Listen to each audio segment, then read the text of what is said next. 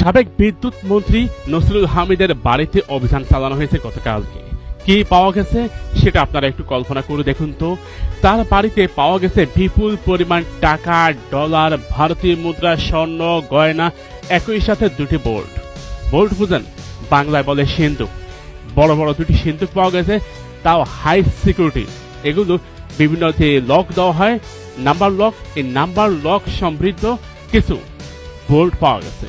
এই সমস্ত বোল্টে পাওয়া যাবে বিপুল পরিমাণ অর্থ। ধারণা করা হচ্ছে এই সমস্ত বোল্টে হয় স্বর্ণ আর নতুবা ডলার, কারণ এত হাই সিকিউরিটি বোল্টে তিনি কি রাখতে পারেন। তবে যমুনা টেলিভিশনের বরাত দিয়ে যতটুকু জানা গেছে, একটি বোল্ট খোলা হয়েছে, সেখানে ডলার পাওয়া গেছে। এবার যে ডলারের সংকট, আওয়ামী লীগ কোন দিকে মুখ দেখাবে? একটু লজ্জা করে না যারা আওয়ামী লীগ করেন, যারা আওয়ামী লীগের সমর্থক? একটু লজ্জা করে না আপনাদের? লজ্জা